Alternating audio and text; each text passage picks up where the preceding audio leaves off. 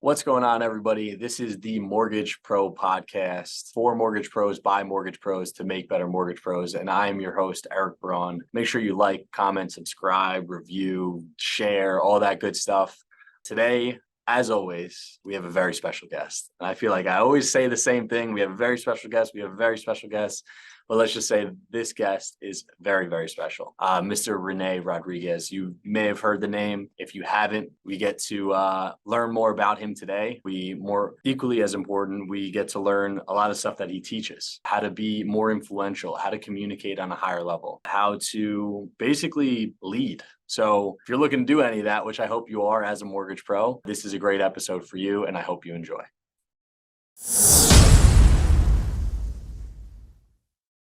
All right, so we got Mr. Rene Rodriguez here today. How are you, Rene? I'm good, brother. It's good to see you again. It's been a while.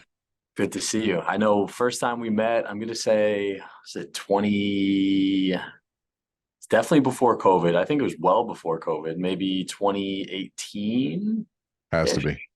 Yeah, it's been a while, and to see you blow up and more people know you, and because I know the tremendous effect that you've had on my life, not even necessarily business, how I communicate on a daily basis with clients, realtors, people that I work with. It's really cool that your message and the material that you teach is getting out there to the masses. So I'm one of your biggest fans, I feel like. So thank you for coming on. I appreciate it, man. Well, I remember your story distinctly, man. You have a powerful journey that you get to share with people, and I think more people need to know that one. Yeah, maybe we'll dive into that today. I don't know. So let's talk about actually how we met, because I think that's good context for the few listeners that don't know who you are. Obviously, this is the Mortgage Pro podcast, so most of our listeners, or all of our listeners, are mortgage professionals themselves, and you've definitely made a name for yourself in this industry specifically. But for the few people who don't know who you are, who is Rene Rodriguez? What do you do? And a little bit about your story and background. Sure. Well, I think currently I'm an author, keynote speaker, and I spend a lot of my time helping businesses, individuals, leaders be more influential. Sometimes I help companies grow their sales, revisit strategy, revisit their sales process. But I think the majority of my time is truly helping people expand their message and truly learn, whether it be getting on stage, how do I behave on stage? How do I even enter the stage being in front of a room? How do I overcome it? How do I structure it? The whole science of influence, which is getting people to pay attention first, listen to you, and then getting them to act on what you say, which is the most important part. You have to get people to act on it. My background is behavioral neuroscience, so I look at a very scientific approach, but on an applied side, how do we apply the science versus just learn it? Right. I think, you want, some people study the roots, but most of my clients just want to gather the fruit. So I help them understand what are the fruits of science in the application in these areas. And you mentioned influence, because I remember going to, so you used to do, or you still do, Amplify, right? That's one of your, so explain what Amplify is before I tell my story. Sure. It's it's a small group, intimate people, 10 to 12 people that come together for 2.5 days or 2 days.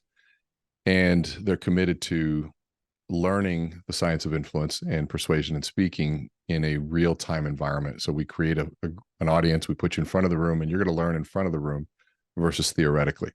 It's a very intense boot camp, and you're going to learn anywhere from, facial expressions, body language, sequencing, timing, story structure, storytelling, origin stories, signature stories, and putting all of those things together in a way that really can articulate your value proposition. Yeah. So I remember doing Amplify in 2018. I feel like I got to look back at what year it actually was, but a while ago. And I remember a friend of mine just telling me, Rene, you got to meet him. It's something you need to do. He and I were doing business at the time, so I kind of just took his word for it. I didn't even know what to expect or what I was necessarily going to learn, other than I was going to be better.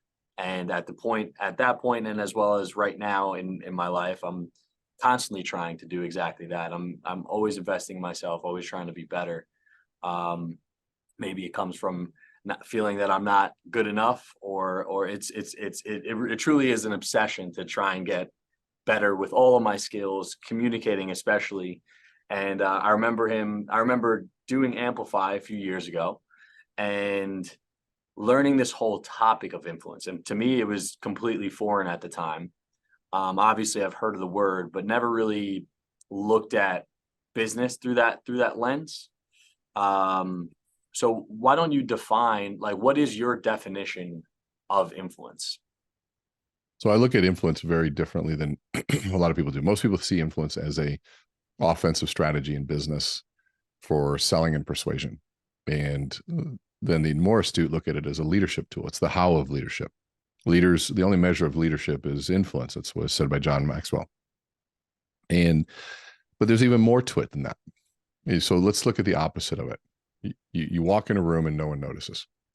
You tell a joke, no one laughs. You sell a product, no one buys. You share an idea, no one cares. You cast a vision, no one follows. How you feeling? Not great. Yeah, pretty bad. Some people say invisible. I would say insignificant. So play that out. So if you're in a meeting and you feel insignificant, you'd probably ask yourself, why am I in this meeting? If you're in a relationship and you feel insignificant, you'd ask yourself, why am I in this relationship? If you were at work and you felt insignificant, you'd probably ask yourself, why do I work here? But a lot of people feel insignificant every day of their life. And they start asking themselves, why am I even here? And so to me, influence answers that very question of what your purpose is. What's your significance? What's your impact? And so bring influence back. I walk in a room, people notice. I tell a joke, people laugh. I sell the product, people buy. I cast a vision and people line up and take action. How you feeling now? Empowered. Empowered, right? I'd say significant. So now, if you're in a relationship, you feel significant and you feel empowered. You know why you're there. If you're in a meeting and you feel significant and empowered, you know why you're there. If you're at work and you feel significant, you know why you're there. If you're at every day waking up feeling significant, you know why you exist. And so influence is about that impact and influence, that fingerprint, that mark you leave on the world. Awesome. And just so people don't know, this isn't like fluff and like something that just sounds good. Can you give a few success stories of some of your clients and who you've helped and what they've went on to do? And maybe, because I know you've trained a lot of people to prepare to help people prepare for TED Talks and like big stages. Why don't you give us a few stories? Yeah, I get a chance to work with people who are brand new, all the way to celebrities that you would know. And, there's a lot of celebrities that come to me. In fact, I've got 6 of them coming tomorrow from, Flex Lewis, a 7-time Mr. Olympia consecutive winner, to, I don't even know. I'm not going to mention their names just yet until I do it, but watch my social media, you'll see. And these are people that are massively successful, more successful than me. And they still are looking for ways of improving on stage, which I think is really fascinating. But some people are, massively influential and run great businesses, but also want to learn how to speak better, which really means how do they capture and share their story? I think it's something we all want. We all want to learn. Sam Parker is a dear friend of mine, and he came to me when he first started, and he was a talk like this, just crutch words and not real focused on what it was. And, coming out of it now, he's keynoting at major events. Juan Baronecci, our mutual friend, came to us. He was just a young kid, very green behind the ears. And now he's leading massive events and speaking all over the place. So there's a lot of really cool stories. On my website, meetrene.com, MEET Rene, RENE.com, has a bunch of really cool success stories before and afters. And I'll tell you one thing, like, people come to me all the time. They're like, how, they want to start doing content and they're afraid to get in front of the camera and they're afraid of what to say and they're fumbling all over their words. And they always come to me and they say, like, how do you speak so well? And I think I got a long ways to go. However, I've obviously made strides and people notice it, but I always bring back the story of doing Amplify and spending however much money I spent to attend a a workshop, a 2-day mastermind to learn how to speak. And when you put it into perspective of like, this is a skill that you have to work on and sometimes even invest in, people start to understand like the true value of it. I think we can all comprehend like it would be nice to influence people, or be able to influence or be able to take a stage, but very few actually do the work. And you were a part of my journey of doing the work. So why don't you can you talk to that a little bit? Like, what are some things that people can do to deliver their message, especially maybe more specifically to our business, right? Because we're constantly trying to influence people, and not in a bad way either. I think a lot of people take that word wrong, but we're constantly trying to influence borrowers to make the right decision, referral partners to refer us, employees to, follow our vision and work the way that we want them to work, as well as employers, trying to explain our point of view. So what are some ways, what are some first steps that a mortgage professional specifically can take to hone that skill of influencing? Well, I think let's look at what happens when you get in front of a room. This is one of the things that people have a hard time conceptualizing. So we all want to be more productive. So people say, why get in front of the room? Well, it accomplishes a couple different things. One is it creates leverage for you. And so leverage means you have less effort and a bigger impact, right? So you say less and accomplish more, which means if you say a lot, you'll accomplish a lot more. So it does that, but it also compresses your time. But let's look at what that means. If I wanted to meet with 100 people, I'd have to normally have 100 one-on-one meetings. And if those were an hour, that's 100 hours. Or let's say that I met with 1-on-2. Well, that's not 100 hours anymore. That's 50 hours because I've increased 100%, doubled my productivity. Well, if I did 3? Well, what if I did 100? Now it's 1 hour, 100 people. That is exponentially more productive. And it accomplishes leverage, which means they see you in front of the room. So you've set yourself up as an expert. If you're good, by the way, you have to be good at this. Right. And you've compressed your time. So 1 hour versus 100 hours. That's a lot of savings. And those 100 hours are spread out over time in meetings, and you might have one meeting here, one meeting there. It could take you a year to get those 100 hours, or I get those 100 meetings in one meeting. Mm-hmm. Now let's go to 500 people in the room. What happened to 1,000? It's worth everything to put in the reps and the time and the energy to get out there and start speaking in front of groups. So I tell people, set a weekly time. You're going to, every Wednesday, let's just choose an arbitrary time, Wednesday lunch, you're going to do a 45-minute presentation on your business and what it means to them. You get as many realtor referral partners in that room, and you do it every week. So now you have one outlet every single week to speak at, whether it's one person showing up or 100, it doesn't matter. You have a target to shoot for, you have something to prepare for, you have a sense of urgency that keeps you focused in, and you have something to funnel people towards. So speak as often as you can. Don't worry about money or charging. At some point, you're going to get, if you have more money than time, then you start charging because your time starts making sense. Right. But a lot of times, just being the best speaker, especially in the mortgage industry, your payment is going to be the referrals that come from the value that you offer. And what do you think is the number one? Because some people are listening to this right now and they're like, they're starting to sweat about the even thought of getting in front of a room of 100 people. What do you think that's about? Well, people are always scared of speaking in front of groups. That's not new. It's hard. It's scary, but so is anything of value. And so at some point, you got to make a decision to say, am I just going to allow something that's difficult to stop me?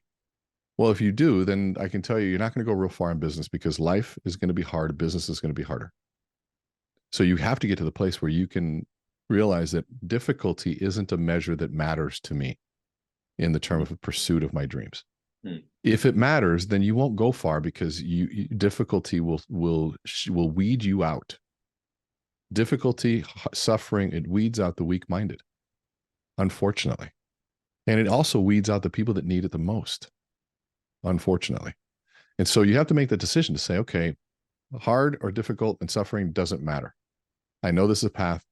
And the sooner I embrace that, the sooner you get through the fire and you Right. start getting better at it. You start realizing that it's not as scary as you made it out to be.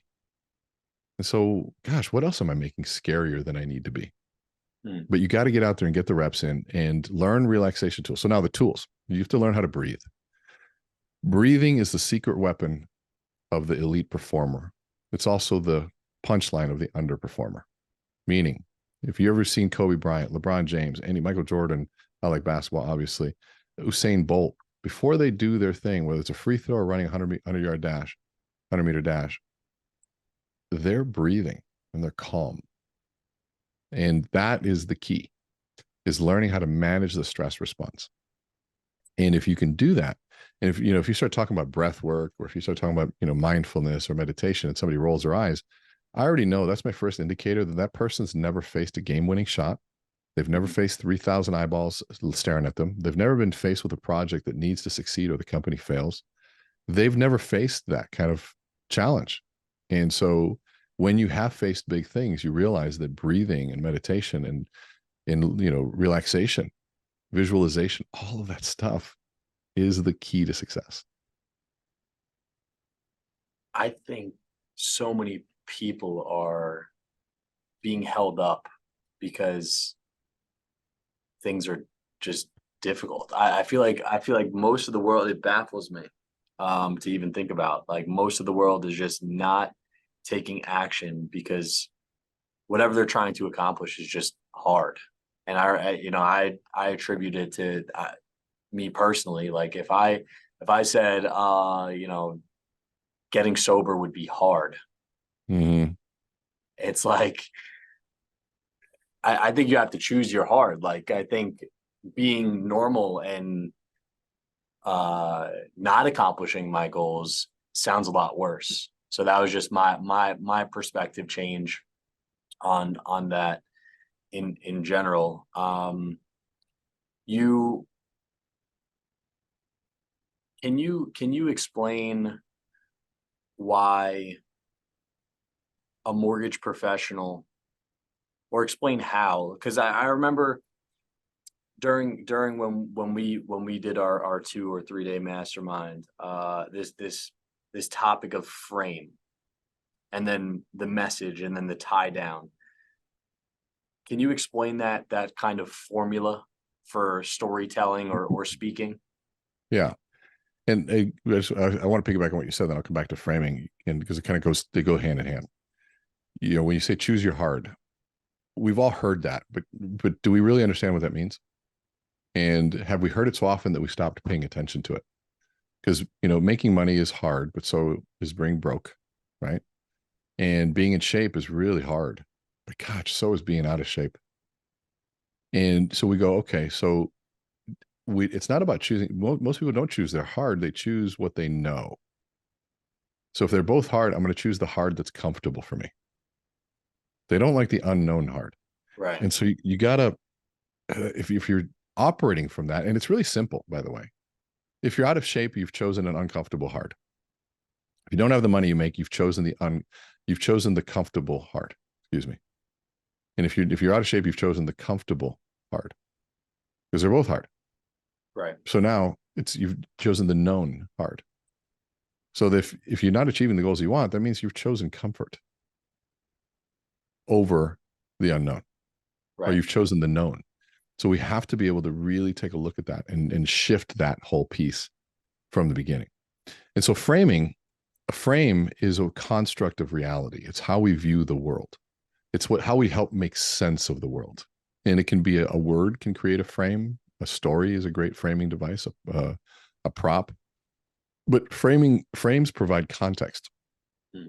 And most often we speak without framing things. And what that forces the listener to do is to make their own frame, because the frame helps them construct reality, helps them understand contextually what that means. If you say, who are you? Or what do you do? And I say, used car salesman. What word comes to mind? Sleazy, slimy, all the negative words. Well, that's because there was no frame. And so that forces the listener to go back to their past experience and call upon that past experience to help understand what this profession is to be sleazy, slimy, and douchey. And so When you speak without frame, you force the audience to create their own, and they're going to create it from their own experience. And that's a crapshoot because you don't know what everyone's experience is. Right. You got 100 people in the room and you don't frame something, you got 100 potentially different experiences and different frames that help 100 different meanings. So if you begin with frame, it owns everything and it changes everything. You know, my grandfather was in Cuba right before the Cuban Revolution. And he saw it was coming, knew it wasn't good for his family. So he had to get him out. So he writes a letter to the president of the United States and says, you get me and my family out of this country, I'll come in and fight for yours.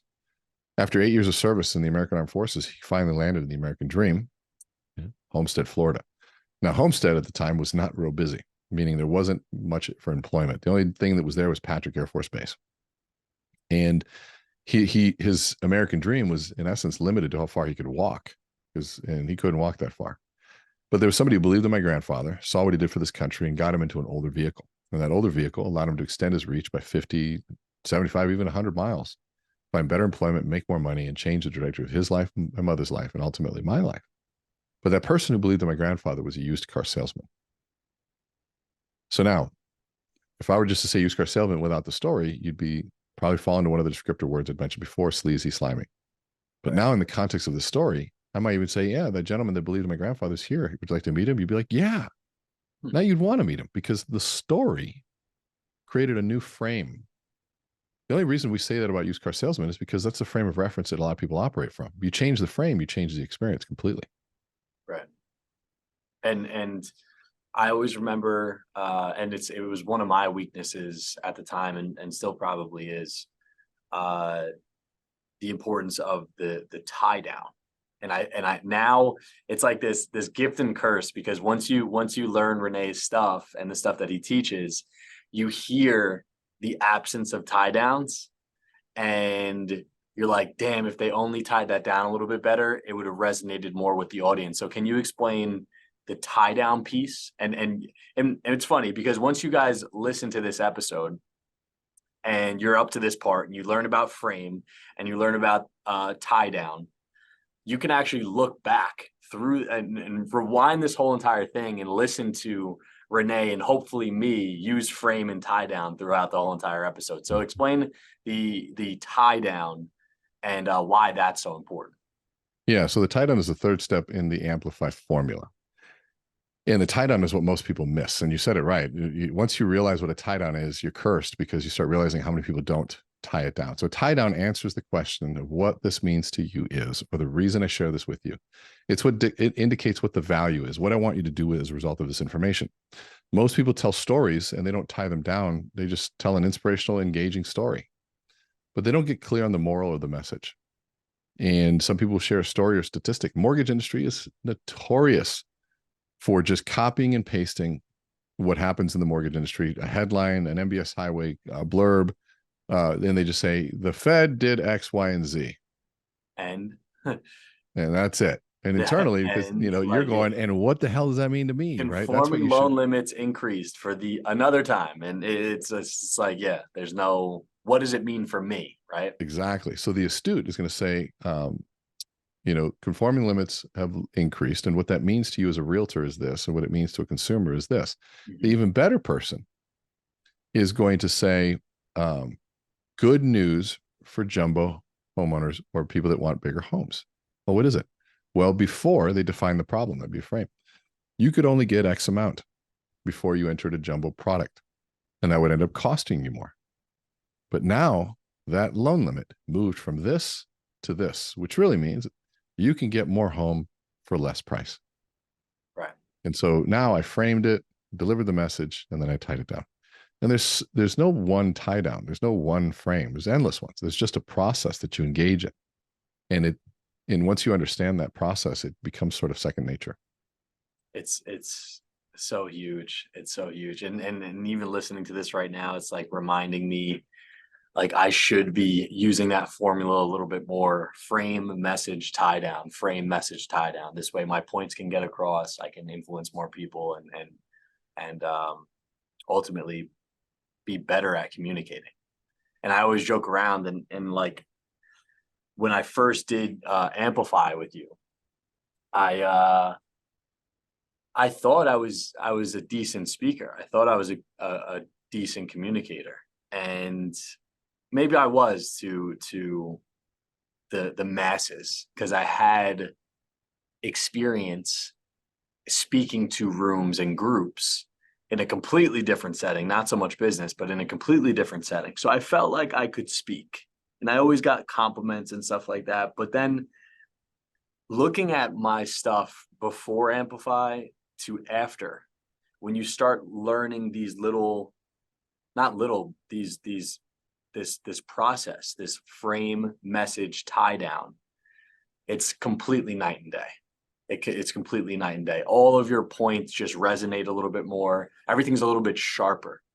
So you gave the example of like a perfect example of a frame message tie down with the increase of conforming loan limits. How did you, and this is more of a curiosity question for me, but I'm sure other people are thinking it as well. Like, so how did you get into this line of work? And then how did you become so big in our industry specifically? But how did I get into this line of work? I mean, it's kind of a slow evolution, right? Because I started in change management, which would have been, how we use brain research to help deal with massive scale culture change and initiatives in business, working with union labor issues and helping solve some really tough challenges in the workplace. And you're doing that, you're working with leaders. So you're learning about the real application of leadership, the good ones and the bad ones, and what works and what doesn't work. And you're also learning about behavior change, which is really what selling is about and leadership's about. We're there to help change and shift behavior. And you can't force it, but you have to invite it. And so there's all sorts of things you start learning and realizing.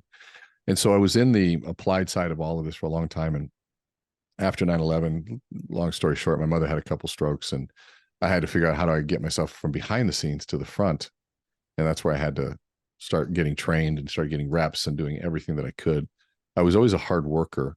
And so that wasn't the hard part. It was about how do I get the practice in and those elements. And so that's in essence that evolved. And, after 9/11, of course, I got, called a buddy of mine in the mortgage industry in 2002 or 2003. And I said, hey, how do these mortgages work? Because I might need to sell some of these until we rebuild our business.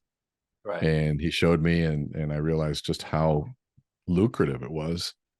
And then I realized I'm like, God, but I didn't like doing the loans. So I said, why don't we train some of your salespeople? They don't know how to sell. And so we did, and we trained, did 2 weeks and created my first course. It was 4 hours and 4 people showed up. They thought it was great. And then they go, can we do it again next week? I want more people to see this. So then 10 people showed up. And they're like, okay, this is even better the second time. Can we do this again and bring realtors? And I was like, okay. And by then I just started doing it. I created 27 little workshops like that. And it just started growing and growing and growing. And then, a friend of mine in the back, Eric Mitchell, who wasn't a friend at the time, said, you got to meet Tim Brahim and Greg Frost and Barry Habib and Todd Duncan. And you need to be the 5th one on that list. Dave Savage, he also mentioned. And so he flew me out to Los Angeles and I met Tim Brahim and he put me on the business plan stage. And that sort of launched me into the mortgage industry. And then, yeah, it's been kind of a journey ever since then. And now it's not, just the mortgage industry.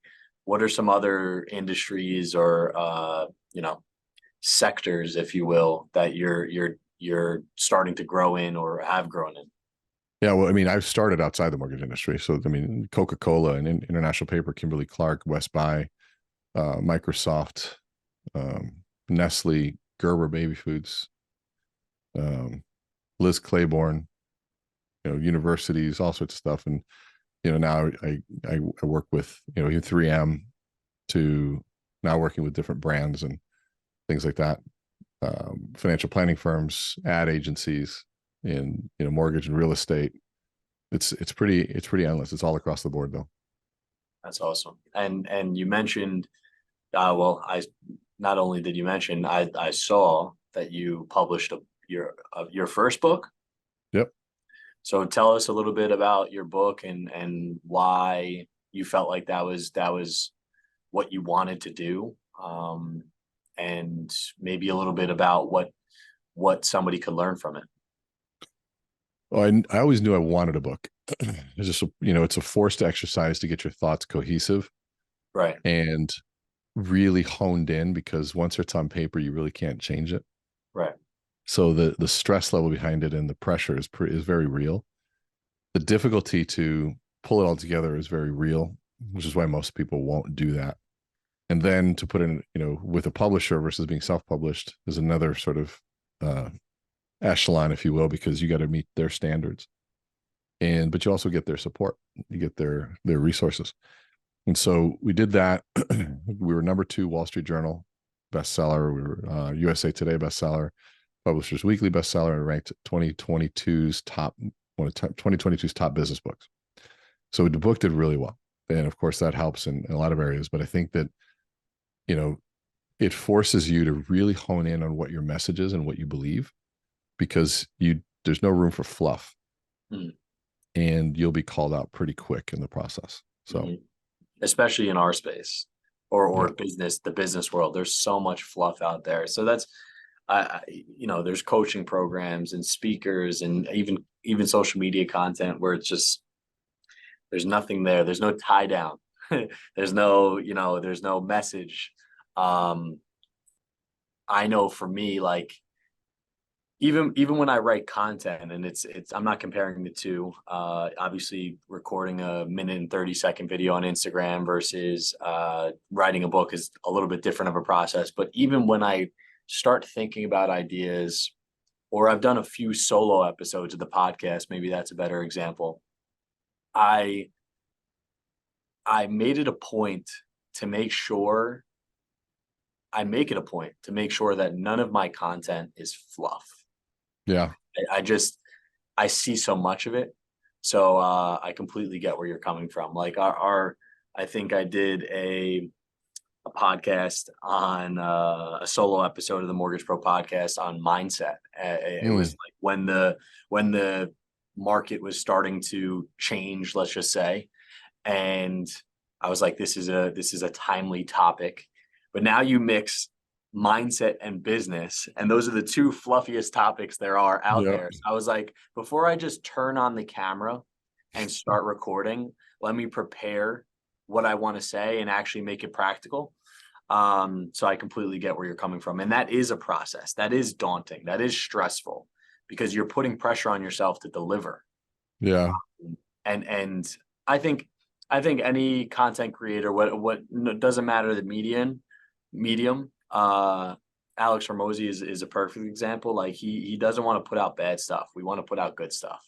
And I know you're a shining example of that. Even when I look at your content now versus a few years ago, I'm like, all right, Renee's bringing it. He's raising the bar. And why don't you talk about that a little bit? Like, you've blew up on social media as far as I can see. Like, talk about what it's done for you, maybe. And, yeah.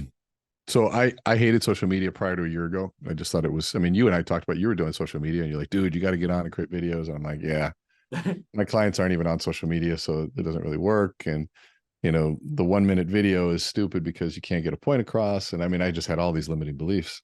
And then finally I just said, okay, I have to figure this out. And I think, I hired a firm to try to grow our account, and they did some, growth campaigns, which, got us a few more thousand followers, but it just didn't do anything. And I had somebody come up to me and said, I want to do your content and I want to show you what edits could look like. And I was like, yeah, whatever. I blew him off.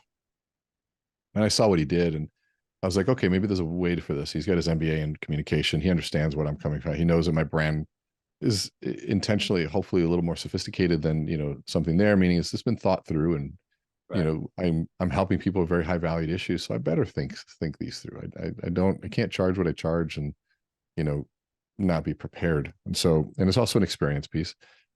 But wow, our 5th video went to a couple million, 5 million. Then we did one, it's 24 million on TikTok. So we got over 1 million followers on TikTok. We started our account over, and that happened in about 7 months. We started our account over at Instagram from 0. And they're like, why would you get rid of 27,000 followers? I'm like, because they're not engaging. I'm like, I might as well just talk to a wall. Right. I'm not going to keep it just so I can see a number that says 27,000. I'd like to have millions. Like, let's do this right. So we got rid of it and started over. And in about 7 months, we're at 203,000. So the process works. It works really well. And It's done a lot. I mean, it's really weird going into airports and people stopping you because they've seen your videos. That's ironic. That's just surreal. It's humbling and surreal at the same time. But it also is helpful when you go into a meeting and they're like, "Yeah, I follow you. I love your content." That already sets the stage and has done 80% of the sales process for me. Now I've got to be able to listen to what their needs are and serve them. Right. They're already sold on me, which is really helpful. They're so far down the funnel by the time you meet them. It's Yeah. it's huge. I actually, and I don't get this a lot. I don't want to make it sound like it, but I was in Costa Rica for a I was bachelor just there party. 2 days ago. It's gorgeous. I I want to do a vacation for New Year's to kind of wash off 2023. I'm thinking about Costa Rica, but since I've been there, I'm thinking about other spots, just so I can go somewhere new. But I was in Costa Rica. My best friend was getting married. He wanted to do his bachelor party there. We go on the ATVs and like the mountains, right? And we get to the top of this mountain, and it's where you like sit down and eat in this like, restaurant, I guess you'd call it, like an outdoor restaurant with an amazing view. And we see another, group of people at the table next to us, and they were trying to take a picture, like a group picture, and they were trying to do a selfie mode for like 20 people. So I walked over and I said, "You want me to take a picture for you?" And as soon as I took the phone from the guy's hand after he said yes, one of his friends go, "Are you not your average lender?"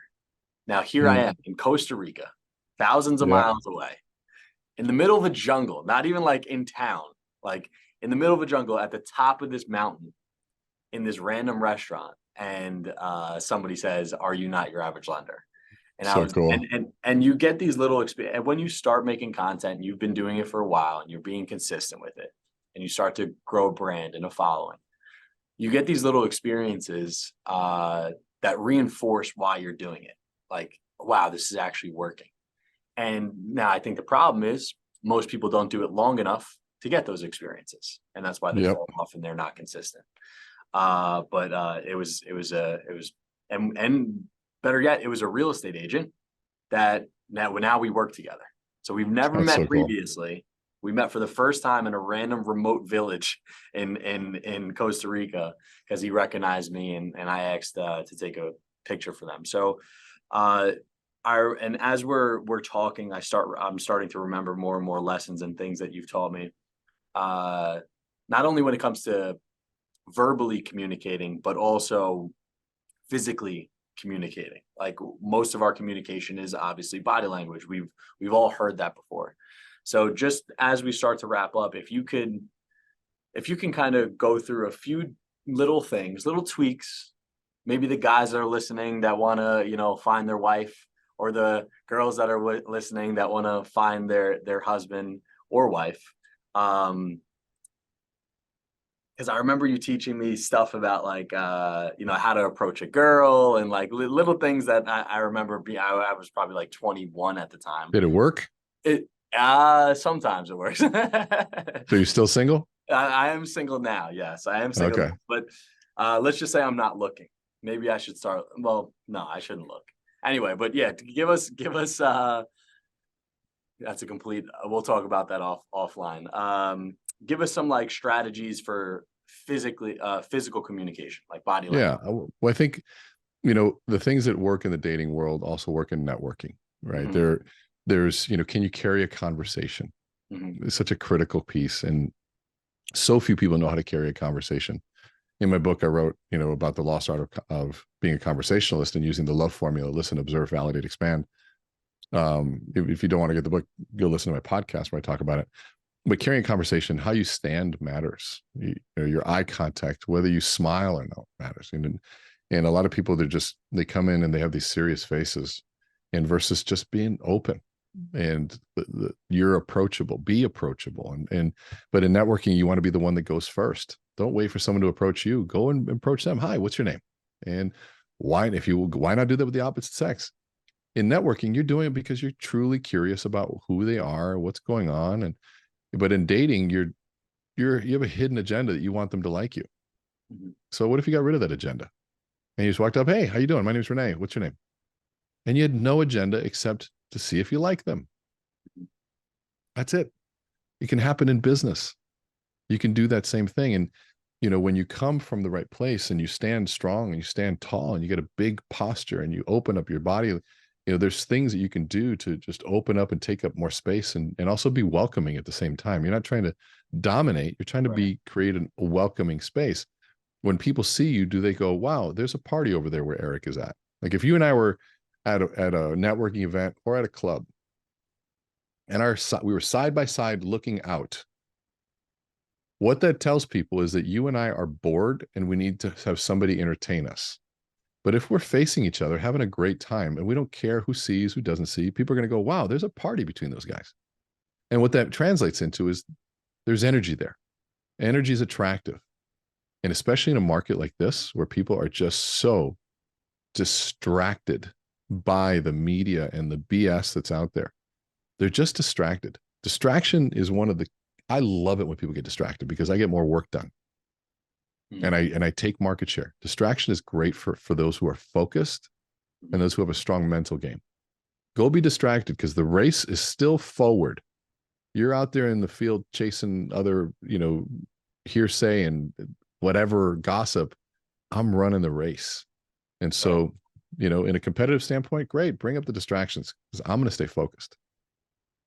And I remember you telling me, you asked a question to the group. You're like, does the alpha does the alpha in the room smile, or do they, keep a mean face? And I know my background. I was never around smiley people. Let's just say that. Like the alpha from my background stays quiet, looks mean, but in the real world, especially the business world, the person who walks in smiling is the one in control, I think. If speak to that a little bit, because you could say it better than me. Well, the number one trait of an alpha is a smile. Look at The Rock, right? He might be considered one of the biggest alpha personalities and presences, right? And so he walks in, he's got this big smile. But people confuse the job of the alpha. It's, they think it's to dominate, to win, to protect, to fight. It's not. It's to create harmony. And sometimes to create harmony, you have to pose a potential threat of danger, that you're capable of it, but you're tamed and you're in control. And so the capacity for danger is prevalent, but you don't. So it's like between two people, that's also where virtue comes into play. Dr. Jordan Peterson says this perfectly. The virtue is, have the choice between good and evil and choosing good. Right.